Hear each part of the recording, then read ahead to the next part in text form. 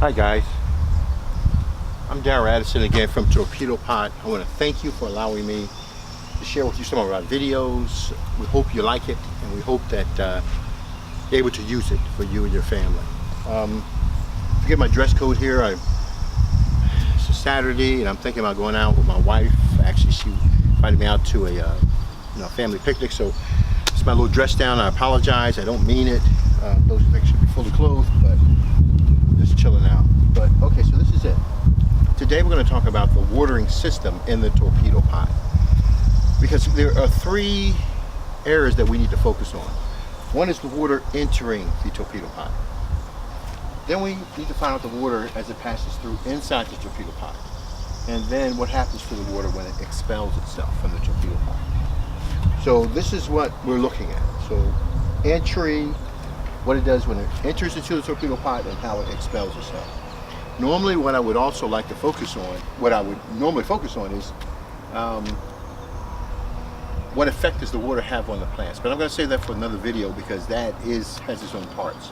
The effect that the water has on the vegetation in the Torpedopot, so we'll discuss that later.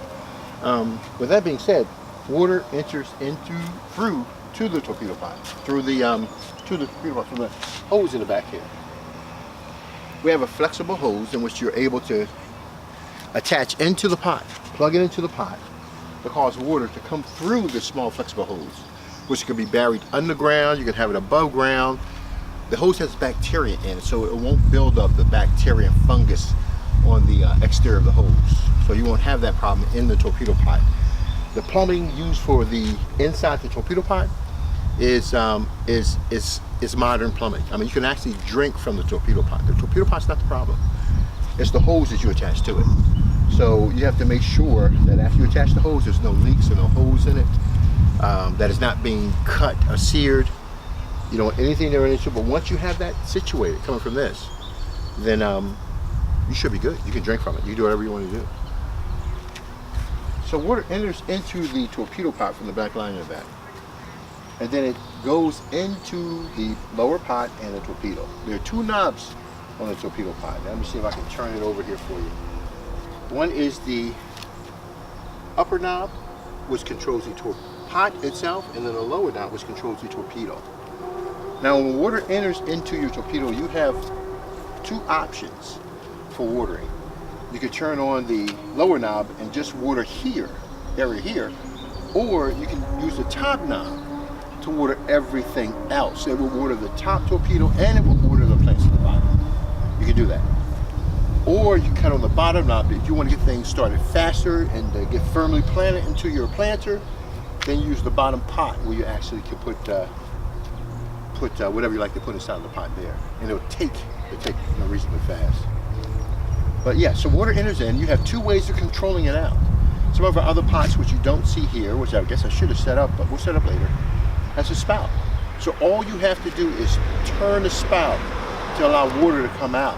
Now, what benefit is that it has is that you can hook up a hose to that spout, and you can wash your car.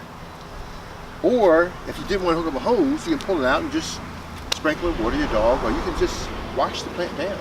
Maybe you had put in some extra dirt or something, and you want to water it down. You can connect it to it, just water it down. All right. So because this, you see the bee? It's beautiful. Man, it's like nature coming back to life. It is. Flowers, it does something to the insects. It does. It freaks them out. They love flowers. They get excited when they see flowers. And but I don't see a lot of pests. I see a lot of, but anyhow. So this has grown. What you're looking at, from the water entering into the bottom pot and the torpedo, you're looking at something that has grown in 3 weeks. I'm thinking we're just entering into our third week here. I mean, if you look at our earlier videos, you see how we had the seedlings of the watermelon earlier. But it has really taken off. And as a matter of fact, if you look at the videos, you'll be able to see that there are melons growing all over this pot. There are melons growing all over the place. I mean, there are melons all over the place. And so the Torpedopot is growing this without you having to be there. It's growing watermelon without you having to be there. Now we put a little tarp, a little netting over the top here so that the tentacles can catch, but pretty soon we're going to have to support it down below. Normally I just lay it on the ground, it'll just run out. I mean, it loves water. You have the central source of water from the body. So it'll go out as far as it can, as far as as far as its potential will allow it to do, because it's getting water. If you're giving it water and you're allowing it to maximize itself, that plant will grow abundantly. You have no worries. The plants will grow. They're designed genetically to do that. You know, they have the information to make them do that. All you're doing is creating a right condition for them with this water, and they take off. So, you have the pot, you have the plant, our water comes in, and then what it does is that it goes into a saturation hose in the inside of the torpedo.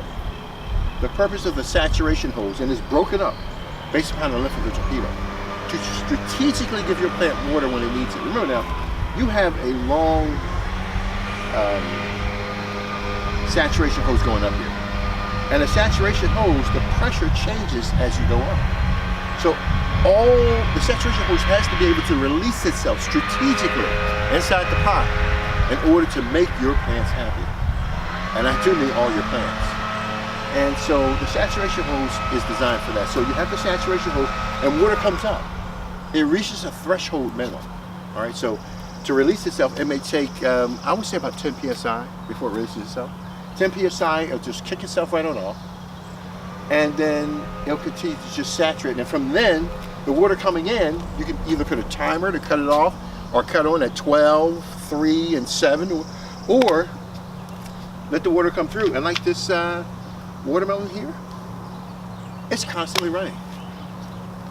And the water that is wasted is, first of all, I'm using probably about 90% less water. 90 to 95% less water. And of that 95%, that 5% that's wasted is probably close to 1%. This is as best as efficient of uses of water that I've ever seen before in my life. It uses water extremely well. Now, always remember, if I want to make this grow faster, I turn up the water. If I want to slow it down, I turn down the water. If I want to find out what the needs of my plants are for its stage, you have to come and turn that knob. Not have to come, but it's a pleasure for you to tune that knob to give your plants exactly what they need to make them take off. All right, now, last one is water that expels from the torpedo pot. You know, they always say, you are what you eat. So, in all honesty, if you're not using any fertilizers, the water coming in is impure, but the water coming out has been filtered, and it is good. It's good. It's good. It is good water because it's filtered through the dirt. Now, I don't recommend in any way that you drink it or anything else, but that water has went through a layer of filtering through that dirt in order to come all the way down here.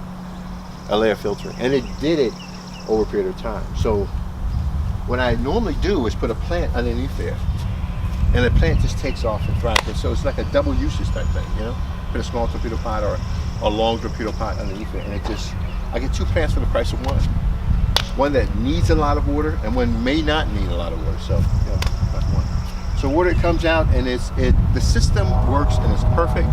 This is the watering system of how torpedo pot is water flows itself through it. So again, the flexible tubing, knobs that control the pot itself and the torpedo, and water goes through, bursts itself out after, let's say for instance 10 psi.